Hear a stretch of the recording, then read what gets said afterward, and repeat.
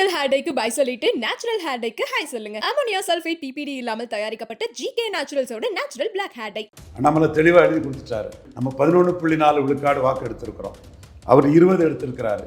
அவர் 2 ரெட்டலைன்னா ஒரு தாமரை வரணும், அதாவது ஓட்டு டிரான்ஸ்ஃபர் ஆகாது. நல்ல வியாபாரிகள் இதுக்காக இருக்கிறான். அந்த வியாபாரிகளுக்கு பேர சொல்லலாம். அவன் பீகார் காரனாக கூட இருக்கலாம், தமிழ்நாட்டுக்காரனாக கூட இருக்கலாம். பாஜக தொண்டர்களை பொறுத்தளவில் பலத்துக்குரிய சீட்டு வரலைன்னா ஓட்டு டிரான்ஸ்ஃபர் ஆகாது. பிராமின்ஸ் ஓட்டே டிரான்ஸ்ஃபர் ஆகாது, இந்த நாடார் ஓட்டு டிரான்ஸ்ஃபர் ஆகாது. 70 சீட்டு கேட்குறாங்கங்கிற ஒரு தகவல் வந்தது. இதை தாண்டி 67 சீட்டுங்கிற ஒரு புள்ளி நானே கேள்விப்பட்டேன். விஜய் பலம் நிரூபித்தாதான் அவருக்கு சீட்டு கொடுக்க முடியும். பலம் நிரூபிக்காத விஜயை காட்டி விஜய் வாராரு, நீங்கள் சீட்டை குறைச்சிடுங்கன்னு சொன்னால் பாஜக அதில் ஏமாறக்கூடாதுங்கிறதுல சுதாகர் ரெட்டி ரொம்ப தெளிவாக இருக்கார்.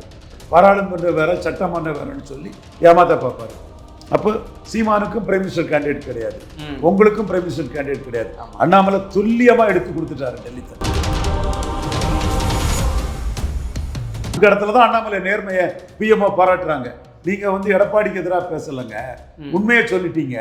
இங்க அவர் ஸ்டாலினோட பலமா இருக்கிறார்.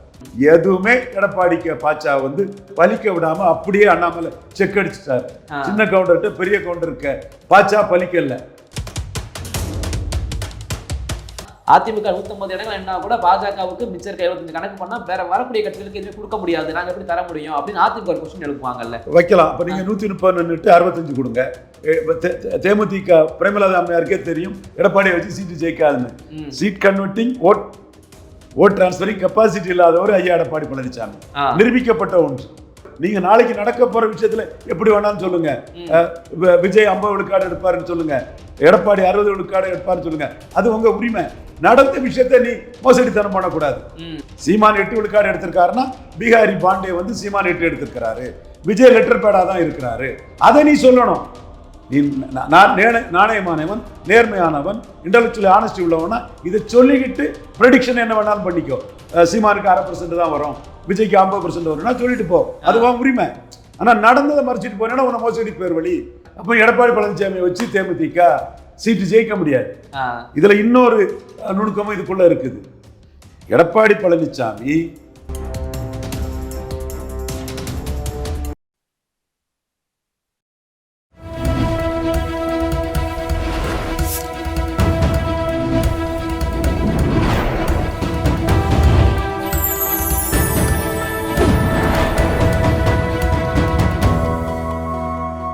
சேனல் 5 தமிழ் நேயர்களுக்கு வணக்கம்.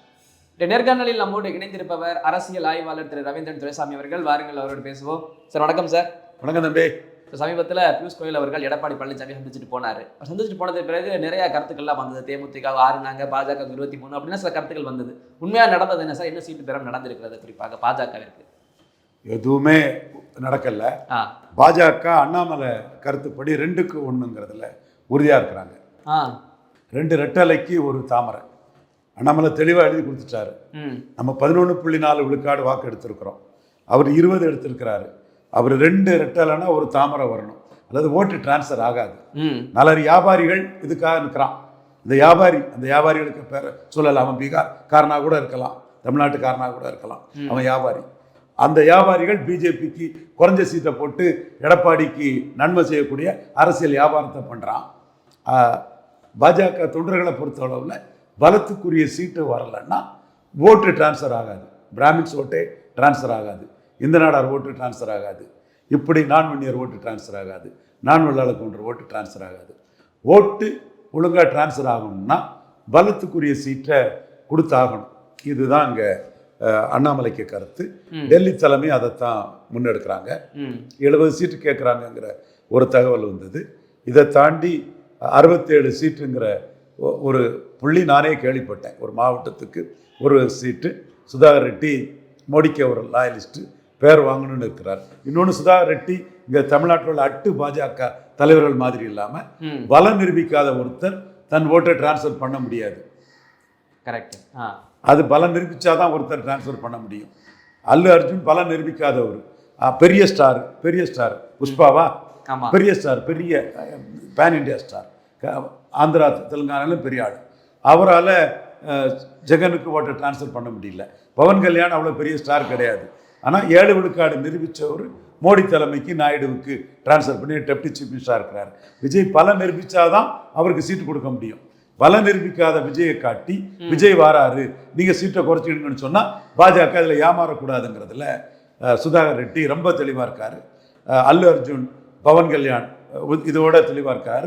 ஒரு சில பாஜக தலைவர்கள் விவரம் தெரியாமல் பேசிகிட்டு இருக்காங்கங்கிறதும் அப்சர்வர்ஸ் எல்லாம் உணர்றாங்க. இதில் எடப்பாடி பழனிசாமி விஜய் வாராரு, அதனால் நீங்கள் சீட்டை குறைச்சிங்கன்னா சீட்டை குறைக்கக்கூடாதுங்கிறதையும் உறுதியாக இருக்கிறாங்க. அடுத்து மக்களவை தேர்தலில் நான் சீட்டு தந்துடுவேன்னு சொன்னால் அதுலேயும் ஏமாந்துடக்கூடாது. ஏற்கனவே 2024 12 சீட்டு அண்ணாமலை கேட்கும்போது 6 சீட்டுக்கு மேலே தரமாட்டேன்னு சொல்லி ஏமாத்தினவர். ஸோ அதுலேயும் ஏமாத்துவார், அதுலேயும் தெளிவாக இருக்கணும்னு உறுதியாக இருக்கிறாங்க. அடுத்து பாராளுமன்ற வேற சட்டமன்றம் வேறன்னு சொல்லி ஏமாத்த பார்ப்பாரு. அப்போ சீமானுக்கும் பிரைம் மினிஸ்டர் கேண்டிடேட் கிடையாது, உங்களுக்கும் பிரைம் மினிஸ்டர் கேண்டிடேட் கிடையாது. அண்ணாமலை துல்லியமாக எடுத்து கொடுத்துட்டாரு. டெல்லி தலைமை சந்தோஷ், இவர் அமித்ஷா, நட்டா, பிஎம்ஓ எல்லாருக்கும் கொடுத்துக்கிட்டு இப்போ அவர் வந்து நிதின் நபீன் சின்ஹா இப்போ உள்ள ஹயஸ்தா கம்யூனிட்டியை சேர்ந்த தேசிய தலைவர்கிட்டையும் அதை தெளிவாக கொடுத்து நம்ம ஏமாந்துடக்கூடாது எடப்பாடி கிட்டங்கிறதுல தெளிவாக இருக்கிறார். இதில் பாராளுமன்றம் வேறு சட்டமன்றம் வேறுன்னு சொல்வார். சீமானுக்கும் பிரைம் மினிஸ்டர் கேண்டிடேட் கிடையாது, இவருக்கும் பிரைம் மினிஸ்டர் கேண்டிடேட் கிடையாது. ஆனால் விளவங்கோடு சட்டமன்ற தேர்தலில் 4வது போனது மட்டுமில்ல, கன்னியாகுமரி மக்களவை தொகுதியிலையும் 4வது போயிட்டார். அதே மாதிரி புதுச்சேரியிலையும் 4வது போயிட்டார். தென் மாவட்டங்களில் 10 வேட்பாளர்கள் நாம் தமிழர் நின்று எடப்பாடி 7 வேட்பாளர்கள் நின்றதில் 30,000 ஓட்டு தென் மாவட்டத்தில் எடப்பாடிக்கு சீமானோட கம்மி.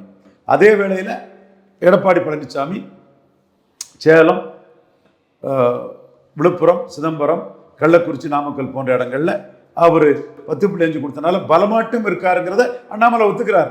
இந்த இடத்துல தான் அண்ணாமலை நேர்மையை பிஎம்ஓ பாராட்டுறாங்க. நீங்க வந்து எடப்பாடிக்கு எதிராக பேசலைங்க, உண்மையை சொல்லிட்டீங்க. இங்க அவர் ஸ்டாலினோட பலமா இருக்கிறார், அங்க சீமானோட கீழே இருக்கிறார்.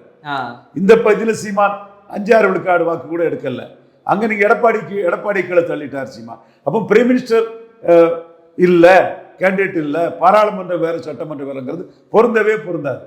அப்போ 20-11.4 20-10 பிரிச்சிட வேண்டியதுதான்.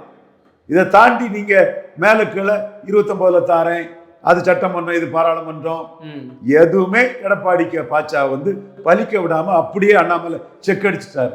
சின்ன கவுண்டர்கிட்ட பெரிய கவுண்டருக்கு பாச்சா பலிக்கல. பாமக அல்லது வரமாட்டாங்க 1000 சொல்லுவாரு, எந்த பாச்சாவும் பலிக்கல. உடனே அவங்க என்ன பண்ணணுங்காக ஒரு பொய்யா போலியா பிராடுத்தனமான ஒரு இதை அவங்க போட்டாங்க. அதுல அவங்க அடிச்சு தூக்குனது 3 வேற. ஒன்னு டிடிவியை, இன்னொன்னு ஓபிஎஸ், இன்னொன்னு பிரேமலதா அம்மையார. 3 வரையும் அவங்களோட உத்தேச பட்டியல்னு எல்லா ஊடகத்திலையும் கொடுத்து எல்லா வகுப்புலையும் கொடுத்து கிளியர் கட்டா 3 வரை மட்டம் தட்டிட்டாங்க. அவங்க கருத்துப்படி இந்த 3 பேருக்கும் செல்வாக்கு இல்லைன்னு காட்டுறாங்க.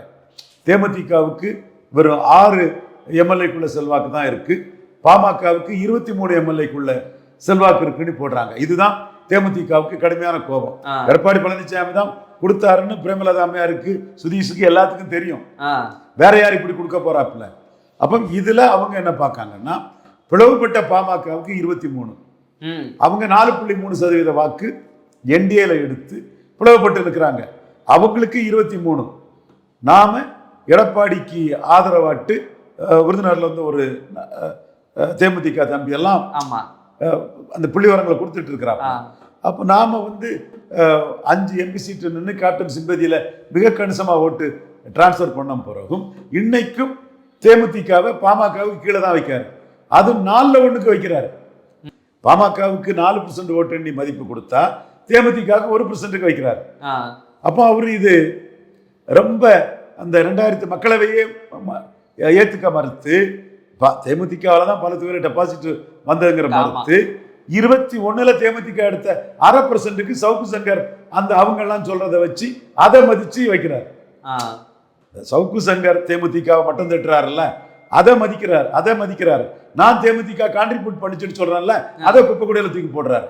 என் கருத்தை குப்பை கூடையில தூக்கி போட்டுக்கிட்டு சவுக்கு சங்கர் சட்டமன்றத்தில் தேமுதிக உள்ளதான்னு சொல்றாருல, அதனால போனா போகுதுன்னு ஒரு 6 சீட்டு தேமுதிகன்னு கொடுக்குறாரு. காரணம் அவங்களுக்கு வந்து தேமுதிக அந்த கூட்டணியில் வர்றதுல விட பாமக அங்க இருக்கணும்னு தான் அவர் கருதுறாரு. அப்ப அடிச்ச கமெண்டே அப்படிதான் அடிச்சிருக்கிறாரு. நம்ம கூட நின்னாங்க, 5 சீட்டு ஜெயித்தாங்க, இந்த அம்மா பெருசா பேசிக்கிட்டு அரவலுக்காடு போயிட்டு இவங்கெல்லாம் இப்படித்தான் இருப்பாங்க, பெருசா டால் கிளைம் பண்றாங்க, அது இல்லைன்னு காட்டணும்னு சொல்லி அவரு மிதுன் பழனிசாமி இந்த கம்பெனி தான் திட்டமிட்டு தேமுதிகவுக்கு ஒண்ணுமில்லைன்னு காலி பண்ணணும்னு அவங்க இந்த வதந்தியை பரப்பியிருக்காங்க. அவங்க டைரக்டா வந்து பிரஸ் மீட் கொடுத்து அதை அடிச்சு ஒரு சாபமே கொடுக்கக்கூடிய அளவுக்கு தேமுதிக களத்துக்குள்ள வந்து நிற்கிறாங்க. அதாவது இப்போ தேமுதிக நம்ம சொல்றோம்ல, தூத்துக்குடி தொகுதியில விளாத்திக்குளம், ஒட்டப்பிடாரம், கோயில்பட்டி இந்த தொகுதிகள் எல்லாம் பெரிய அளவுக்கு கான்ட்ரிபியூட் பண்ணியிருக்காங்க. இந்த தொகுதிக்குள்ள அதிமுக கொஞ்சம் நாகரிகமான ஒரு ஸ்டாண்டர்ட் ஓட்டு எடுக்க காரணம் தேமுதிக தான். அதே மாதிரி கிருஷ்ணசாமிக்கு சிறுலிபுத்தூர், ராஜபாளையம், சங்கரங்கோயில் எல்லாம் கான்ட்ரிபியூட் பண்ணியிருக்காங்க. தெலுங்கு தாய்மொழி மக்கள், இது நம்ம சொல்றோம்ல, இது ரவீந்திர சாமி திட்டமிட்டு சொல்றான். பாமக இது தேமுதிகவை மட்டும் தூக்கி விட்டு நம்மளை மட்டும் திட்டக்கு சொல்றாப்புல. தேமுதிகவுக்கு சட்டமன்றம்னா ஓட்டு இல்லைங்கிறத சவுக்கு சங்கர் கருத்து தான் கரெக்டுன்னு அவர் எடுத்து திட்டம் போட்டு சவுக்கு சங்கர் கருத்தை மதிச்சு சட்டமன்றம் வேற பாராளுமன்றம் வேறங்கிறதுல சட்டமன்றத்தில் உங்களுக்கு ஓட்டு கிடையாது அப்படின்னு அந்த 21 ஓட்டை வச்சு தேமுதிகவை மட்டம் தட்டி இது பண்ணியிருக்கிறாப்புல. இது தேமுதிக அதை ஒத்துக்க மாட்டாங்க, கண்டிப்பா அதை ஒத்துக்க மாட்டாங்க. அவங்க தமிழ்நாடு ஃபுல்லா டூர் போறாங்க, கூட்டம் வருது, அப்போ உங்களுக்கு அவங்க இதை எப்படி ஒத்துக்குவாங்க? அதனால அவங்க இந்த இதை அடிச்சுட்டாங்க. பட் கம்ப்ளீட்டா இதை அவுட்ரைட்டா பதிலடி கொடுத்து எங்களால் தான் நீங்கள் இவ்வளோ ஓட்டு வந்து நாங்கள் இவ்வளோ பெர்சன்டேஜ் இங்கே எடுத்திருக்கோம்னு கிளைம் பண்ணுனா அது ஏடிஎம்கே ஆப்ஷன் அடிச்சிடும். ஏடிஎம்கே ஆப்ஷன் இல்லைன்னா திமுக கிட்ட பார்கெயின் பண்ணுறதும் தேமுதிகவுக்கு சிக்கலாகும். நம்மளை பொறுத்தவரை தேமுதிக நல்லா கான்ட்ரிபியூட் பண்ணிச்சு, இதுதான் உண்மை. எடப்பாடியை பொறுத்தளவில் பாமக தான் தேவை, எடப்பாடிக்காக முடிவு பண்ணிட்டாரு. அதனால தேமுதிகவை 2021 தேவையில்லைன்னு சொன்ன மாதிரி இப்பவே தேவையில்லைன்னு மட்டம் தட்டுறாரு. அவங்க டால் கிளைம் பண்ணி நாங்க பெரிய சக்தியை காட்டுறத அவமானப்படுத்துறாரு. ஸோ இப்படித்தான் எடப்பாடி செய்வாருன்னு நமக்கு தெரியும். அதைத்தான் நாமளே ஓப்பன் ஆட்டும் அவர்கிட்ட அலர்ட்டா இருக்கணுங்கிறத பிரேமலதா அம்மையார்கிட்ட நேரடியாகவே சொல்லியிருக்கிறோம். சிலவங்க எடப்பாடி எப்படி செயல்படுவாருன்னு புரியாம தேமுதிக டிசைடிங் ஃபேக்டருங்கிறத எடப்பாடி சம்மதிச்சிருவாருன்னு நினைச்சு சிலவங்க கருத்து சொல்லும்போது அது தவறான கருத்து. உண்மையிலே பலம் இருந்தாலும் அந்த பலத்தை எடப்பாடி யாருக்கும் ஒத்துக்கிட மாட்டாரு, மற்றவங்க பலத்தை தான் ஒழுங்கி வளர பார்ப்பாரு. இதுதான் எடப்பாடி பழனிசாமிங்கிற நம்ம கருத்து. இன்னைக்கு வந்து அவங்க உத்தேச பட்டியல் போட்டு 3 கட்சி அவமானப்படுத்திட்டாங்க. இன்னொன்னு டிடிவி அவர் லெப்ட் ஹேண்ட்ல டீல் பண்ணிட்டாரு.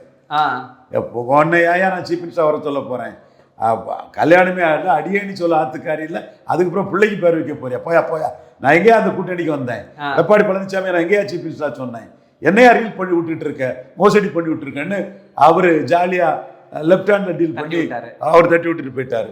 அவருக்கும் ஓபிஎஸ்க்கும் பிரச்சனை வரணுங்கிறதுக்காக ஓபிஎஸ்க்கு 3 சீட்டுன்னு போட்டு விட்டுட்டாங்க.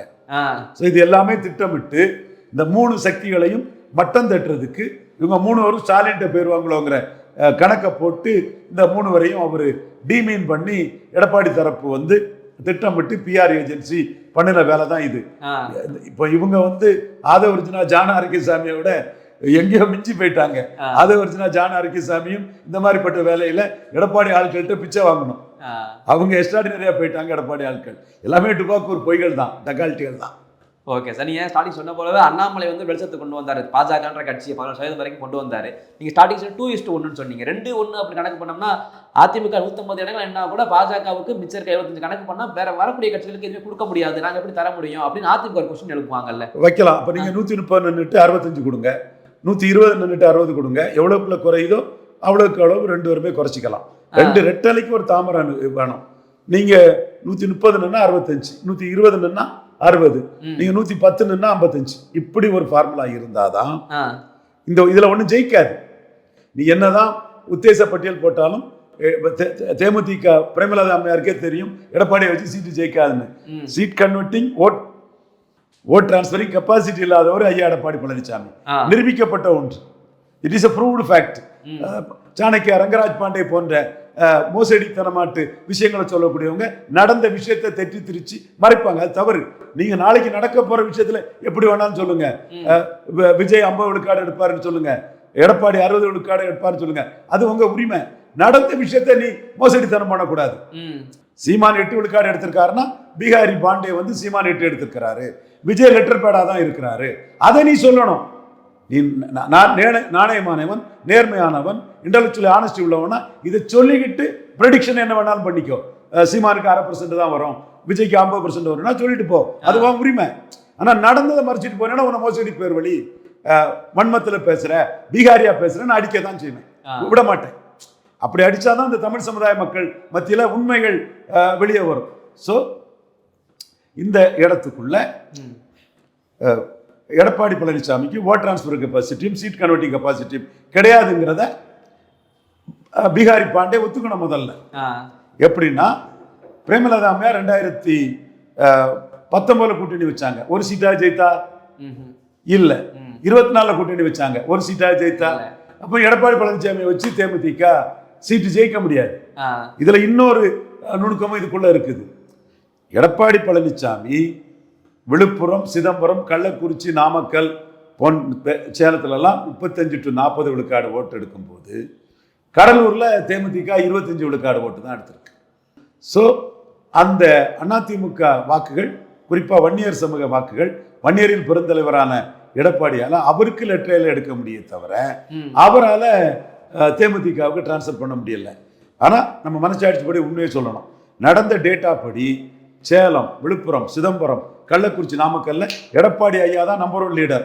ஸ்டாலின் எடப்பாடி ஐயாவுக்கு இந்த இடங்கள்ல இணையே கிடையாது. கூட்டணியில தான் ஸ்டாலின் தொகுதிகளை ஜெயித்திருக்கிறாரு. இண்டிவிஜுவல் லீடர்ல ஐயா எடப்பாடி பழனிசாமி தான் இங்க பெரிய ஆளு. காரணம், வன்னியர்களின் பெருந்தலைவர் அவர் இருக்கிறாரு. 10 பிள்ளைஞ்சு கொடுத்தனால வன்னியர்கள் அவருக்கு பெரிய அளவுக்கு வாக்களிச்சிருக்கிறாங்க. நம்ம உண்மையை சொல்றோம். நம்ம நடந்த விஷயத்துல நம்ம உண்மையை தான் சொல்லுவோம். எதுனாலும் டேட்டா மாற்றி சொல்ல மாட்டோம். நடக்க போறதுல நானும் ஒண்ணு சொல்லலாம், என் தம்பி ரங்கராஜ் பாண்டே ஒண்ணு சொல்லலாம். நடந்ததுல நீ மறைச்சேன்னா மோசடித்தான். சும்மா மோசடித்தனன்னு சும்மா சொல்லல ரங்கராஜ் பாண்டே. ஓகே சார், நீங்க சொன்ன 2:1 பியூஷ் கோயல் அந்த கோரிக்கையை வச்சிருப்பான்னு நினைக்கிறீங்களா? அங்க பேச்சுவார்த்தை இப்போ வாய்ப்பு இருந்திருக்குமா அதுக்கு? அது இல்லைன்னா அண்ணாமலை சிஎம் கேண்டிடேட்டா சொல்லி களங்கன்ற வேண்டியதுதான்.